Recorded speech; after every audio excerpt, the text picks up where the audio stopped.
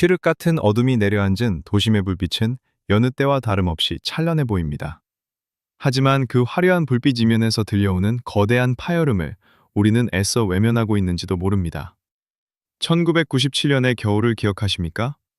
국가부도라는 사상 초유의 사태 앞에 평범한 가장들의 어깨가 무너지고 평생을 일궈온 일터가 신기루처럼 사라졌던 그 잔인했던 계절 말입니다. 당시 우리에게 위기는 예고 없이 찾아온 재앙처럼 느껴졌습니다. 그러나 사후에 분석된 모든 데이터는 이미 오래전부터 명확한 신호를 보내고 있었습니다. 외환보유고의 급격한 고갈, 통제불능의 단기 외채, 그리고 대기업들의 연쇄적인 부도 징후들. 위기는 결코 우연의 산물이 아니었습니다. 20여 년이 흐른 지금 대한민국 경제는 다시 한번 거대한 병복점에 서 있습니다. 거리는 여전히 활기차 보이고 백화점은 쇼핑객들로 붐비지만 경제의 모세혈관이라 불리는 지표들은 1997년보다 더 어둡고 무거운 경고음을 내보내고 있습니다. 전례 없는 고금리의 장기화, 가계부채라는 시한폭탄의 초읽기, 그리고 글로벌 공급망 재편 속에서 길을 잃어가는 수출 경쟁력까지. 우리는 지금 폭풍전야의 고요함 속에 살고 있습니다. 상위 0.1%의 기민한 자본가들은 이미 움직이기 시작했습니다. 그들이 감지한 미세한 균열, 즉 0.1%의 신호는 무엇을 의미하는 것일까요? 이것은 단순히 일시적인 경기 침체를 넘어선 우리가 알고 있던 경제 질서의 근간이 흔들리고 있다는 마지막 경고일지 모릅니다. 골든타임의 모래시계는 이미 뒤집혔고 남은 모래알은 눈에 띄게 줄어들고 있습니다. 과연 우리는 이 위기를 돌파할 준비가 되어 있습니까? 아니면 다시 한번 속수무책으로 거대한 파도에 휩쓸리게 될 것입니까? 오늘 이 다큐멘터리는 대한민국 경제의 심장부에서 울리는 소리 없는 비명을 추적하고 우리가 처한 위기의 본질을 가장 객관적이고 냉정하게 파헤쳐보려 합니다. 우리가 외면하고 싶었던, 그러나 반드시 마주해야만 하는 잔혹한 진실의 기록. 그 첫 번째 페이지를 지금 넘깁니다. 위기의 징후는 통계청의 숫자보다 시장의 가장 낮은 곳에서부터 먼저 고개를 듭니다. 매일 아침 뜨겁게 달궈지던 명동과 강남역 일대의 상권. 그 화려한 이면에는 임대 문의가 붙은 빈 점포들이 기하급수적으로 늘고 있습니다. 이것은 단순한 경기 부진이 아닙니다. 대한민국 경제의 모세혈관인 자영업자들이 한계치에 도달했다는 첫 번째 신호입니다. 더 심각한 것은 자본의 흐름입니다. 국채금리와 환율의 변동폭이 예사롭지 않습니다. 원달러 환율이 심리적 저항선인 1,350원을 넘어 1,400원대를 위협할 때마다 외환당국은 방어에 나서지만 시장의 불안을 잠재우기엔 역부족입니다. 과거 경제 위기의 전조현상 중 하나는 바로 예측 불가능성의 증대였습니다. 지금의 시장이 그렇습니다. CDS 프리미엄이 미세하게 요동치고 외국인 자금이 소리 없이 이탈하며 채권 시장의 유동성이 메말라가고 있습니다. 특히 가계부채는 이제 대한민국 경제의 아킬레스건을 넘어 폭발 직전의 압력밥솥과 같습니다. 소득은 정체된 가운데 원리금 상환 부담은 눈덩이처럼 불어나고 있으며 이는 곧바로 민간 소비의 실종으로 이어집니다. 사람들은 더 이상 지갑을 열지 않고 기업은 투자를 철회하며 은행은 대출 문턱을 높입니다. 이러한 악순환의 고리가 형성될 때 위기는 가시화됩니다. 전문가들은 말합니다. 위기는 파도처럼 밀려오는 것이 아니라 서서히 차오르는 물처럼 우리의 발밑을 적신다고 말입니다. 이미 물은 무릎 높이까지 차올랐습니다. 하지만 사람들은 여전히 물 밖으로 나갈 생각보다는 그 물속에서 어떻게든 버티며 이전의 호황을 그리워하고 있습니다. 0.1%의 자산가들이 현금을 확보하고 안전자산으로 포트폴리오를 재편하는 동안 대다수의 서민은 부채라는 족쇄에 묶여 대피할 기회조차 잃어가고 있습니다. 지금 우리 주변에서 일어나는 소소한 변화들 폐업하는 동네 식당, 급매물로 나온 아파트, 연체율의 상승이 모든 것들은 우연이 아닙니다. 이것은 거대한 지각 변동이 일어나기 직전 지표면 위로 솟아오르는 전조현상입니다. 우리는 이 신호들을 어떻게 해석해야 할까요? 단순히 지나가는 소나기로 치부하기엔 먹구름의 밀도가 너무나 짙고 무겁습니다. 경제가 무너지는 방식은 언제나 수학적으로 정교하며 동시에 비정상적으로 냉혹합니다. 그 중심에는 레버리지의 역습이라는 원리가 자리 잡고 있습니다. 지난 10년간 대한민국은 저금리라는 마약에 취해 있었습니다. 돈의 가치가 싸지자 사람들은 너도나도 빚을 내어 자산을 샀습니다. 부동산과 주식, 코인에 이르기까지 유동성이 파티를 벌였습니다. 하지만 파티의 끝은 언제나 예고 없이 찾아오는 숙취와 같습니다. 중앙은행이 물가를 잡기 위해 금리를 올리는 순간 레버리지는 축복에서 재앙으로 변합니다. 1%의 금리 인상이 수조 원의 추가 이자 부담으로 돌아오는 구조 속에서 가계의 가처분 소득은 증발합니다. 이것이 바로 부채 디플레이션의 서막입니다. 빚을 갚기 위해 소비를 줄이고 소비가 줄어드니 기업의 매출이 꺾이며 기업이 구조조정을 단행하면 실업이 발생해 다시 빚을 갚지 못하게 되는 파멸의 톱니바퀴입니다.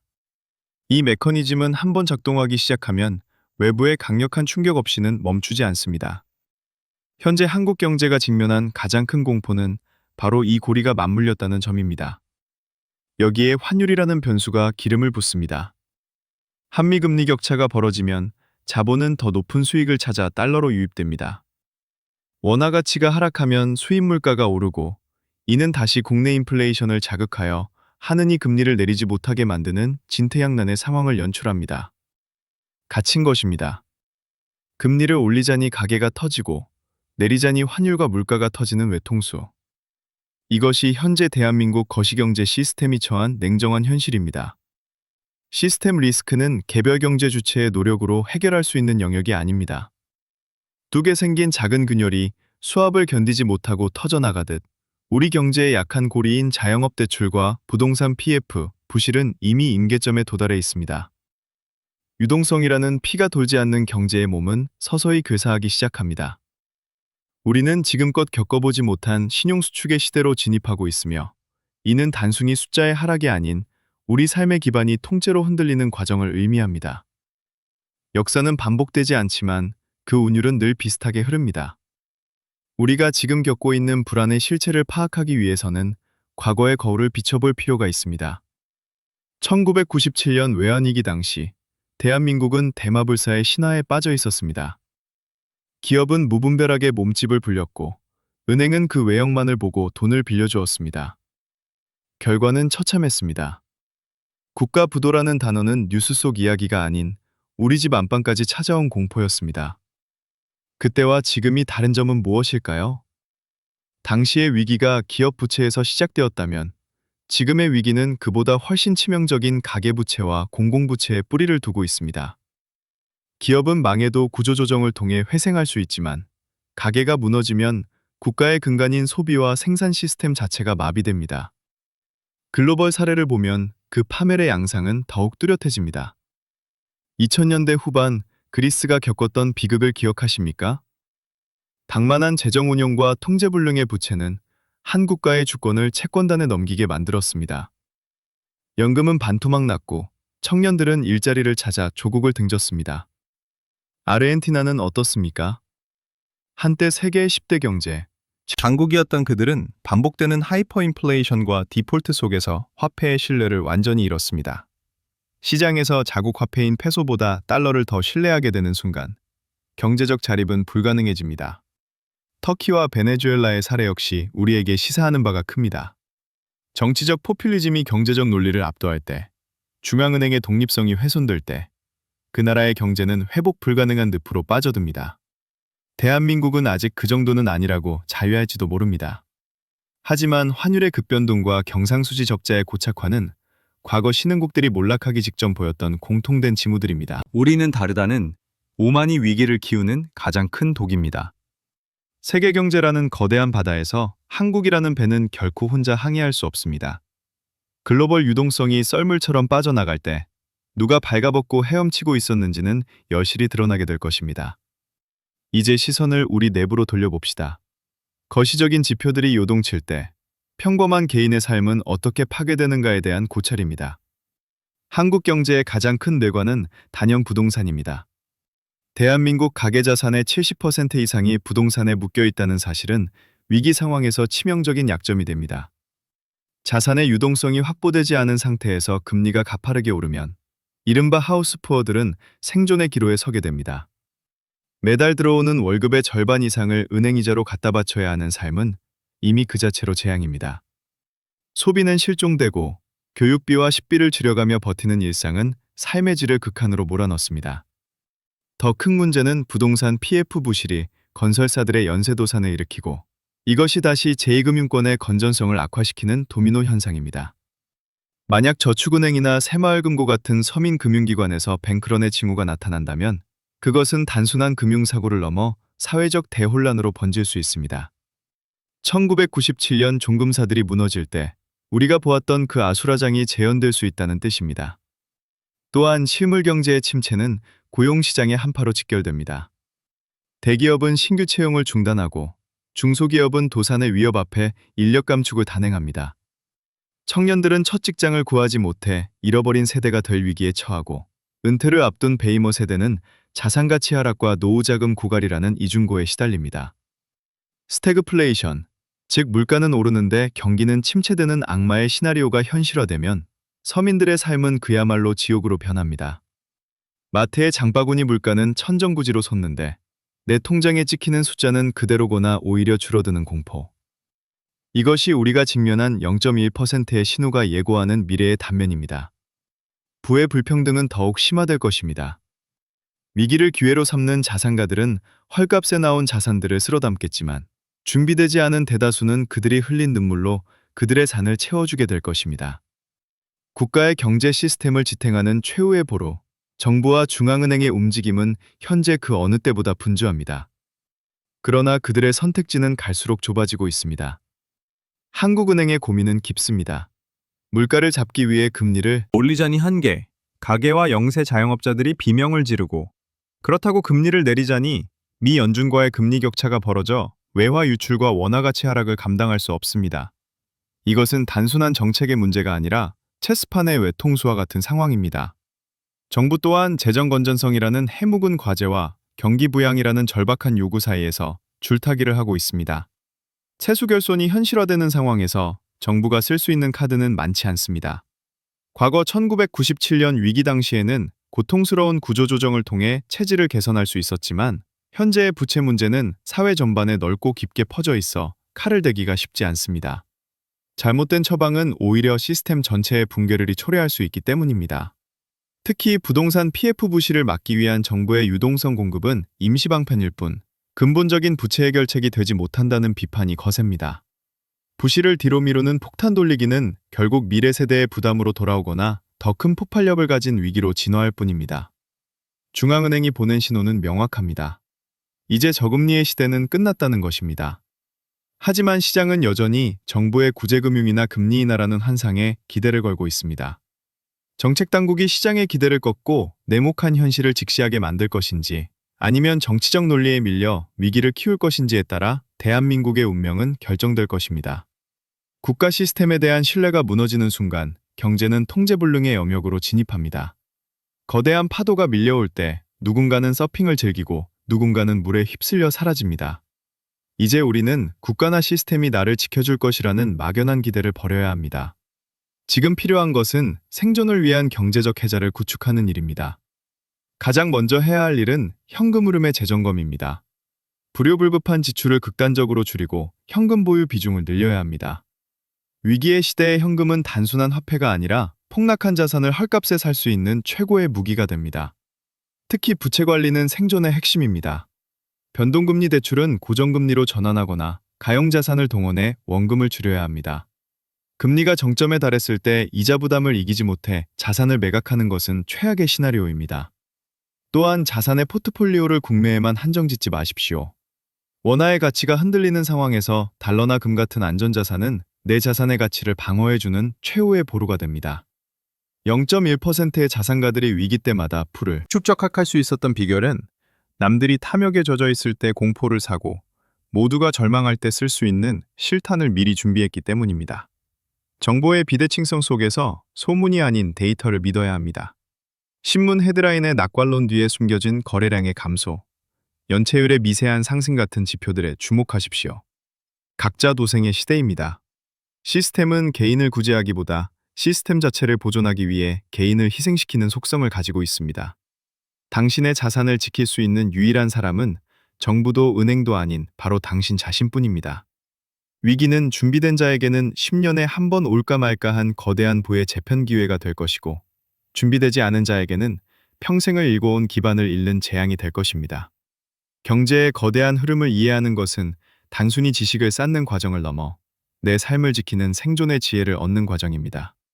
우리는 지금껏 성장의 신화에 가려진 채 부채라는 모래 위에 성을 쌓아왔을지도 모릅니다. 하지만 모래성은 파도가 치기 전까지는 그 위험을 드러내지 않습니다. 0.1%의 기민한 자본가들이 보내는 신호는 우리에게 공포를 주려는 것이 아니라 이제는 환상에서 깨어나 현실을 직시하라는 마지막 배려일지도 모릅니다. 골든타임은 물리적인 시간이 아닙니다. 그것은 우리가 상황을 인지하고 행동을 바꿀 수 있는 의지의 시간을 의미합니다. 비록 거시적인 시스템을 우리가 바꿀 수는 없지만 그 시스템이 붕괴할 때 내가 서 있을 자리는 스스로 결정할 수 있습니다. 1997년의 비극이 우리에게 남긴 가장 큰 교훈은 국가가 개인의 모든 삶을 책임져 주지 않는다는 냉혹한 사실이었습니다. 20여 년이 지난 지금 다시 한번 그 시험대가 우리 앞에 놓여 있습니다. 누군가는 이 다큐멘터리를 끝내고 나서도 여전히 내일의 집값 상승을 기도하겠지만 누군가는 오늘 당장 자신의 가계부를 펼치고 부채의 사슬을 끊어낼 결단을 내릴 것입니다. 위기는 모두에게 공평하게 찾아오지만 그 결과는 결코 공평하지 않습니다. 준비된 자에게는 부의 질서가 재편되는 거대한 도약의 기회가 될 것이고 안일한 자에게는 회복할 수 없는 추락의 시작이 될 것입니다.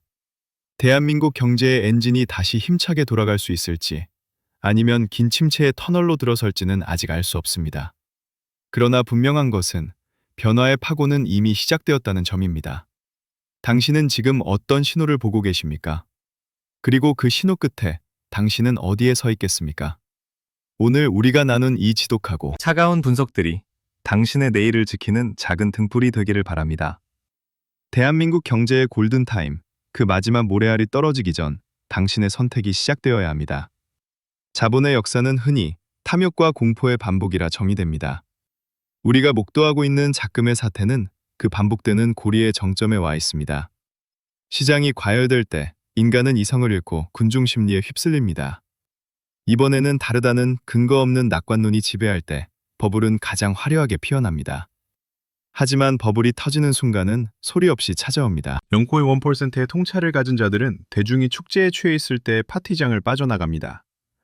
그들이 남긴 빈자리는 결국 뒤늦게 뛰어든 개인들의 몫이 됩니다. 현재 대한민국 경제 시스템 내부에 누적된 피로도는 위험 수위를 넘어섰습니다. 기업의 이익 전망치는 하향 조정되고 있으며 가계의 가용자금은 고갈되었습니다. 이것은 단순히 경기가 안 좋다는 수준을 넘어 성장의 동력 자체가 마모되었음을 뜻합니다. 우리가 흔히 말하는 연착륙은 환상에 가까울지도 모릅니다. 역사적으로 거대 부채가 쌓인 이후의 조정은 언제나 고통스럽고 급격한 경착륙이었습니다. 자산 가격이 하락하면 담보 가치가 떨어지고 은행은 대출금을 회수하기 시작합니다. 그러면 자산 가격은 더 떨어지는 역자산 효과의 늪에 빠지게 됩니다. 우리는 지금 그 늪의 초입에 서 있습니다. 데이터는 거짓말을 하지 않습니다. 거래량이 동반되지 않는 가격의 지탱은 모래 위의 성과 같습니다. 0.1%의 신호는 이제 명확한 경고음으로 바뀌어 우리 귓가를 때리고 있습니다. 이 경고음을 무시한 대가는 생각보다 가혹할 것입니다. 지정학적 리스크 또한 한국 경제를 옥죄는 거대한 사슬입니다. 대한민국은 태생적으로 대외 의존도가 높을 수밖에 없는 구조를 가졌습니다. 미중 패권 다녀오기 갈등 사이에서 우리가 누려왔던 안보는 미국, 경제는 중국이라는 전략은 이제 더 이상 유효하지 않습니다. 공급망의 무기와 보호무역주의의 부활은 우리 수출 기업들에게 생존을 건 선택을 강요하고 있습니다. 반도체와 자동차 등 주력 산업이 흔들리면 국가 세수의 근간이 흔들립니다. 이는 곧 복지 예산의 축소와 공공서비스의 질 저하로 이어져 사회 전반의 활력을 떨어뜨리는 결과를 초래합니다. 지정학적 위기는 단순히 멀리 있는 나라들의 전쟁 이야기가 아닙니다. 그것은 당장 우리 공장의 가동률을 결정하고 주식시장의 외국인 이탈을 가속화하며 에너지 가격을 폭등시켜 서민의 난방비를 위협하는 실존적인 문제입니다. 특히 대만 해협의 긴장이나 중동의 지정학적 불안은 자원빈국인 우리에게는 치명적인 변수입니다. 에너지를 수입에 의존하는 한국 경제 구조상 유가 급등은 경상수지 적자의 직접적인 원인이 됩니다. 환율이 오르고 물가가 뛰는 연쇄 반응의 시작점이 외부에서 결정된다는 사실은 우리가 가진 통제권이 얼마나 취약한지를 여실히 보여줍니다. 0.1%의 자본가들은 이미 지정학적 단층선을 따라 자산을 재배치하고 있습니다. 그들이 한국 시장에서 비중을 줄이고 안전한 달러, 자산이나 금으로 피신하는 이유는 단순한 수익률 때문이 아니라 시스템의 지속 가능성에 의문을 품었기 때문입니다.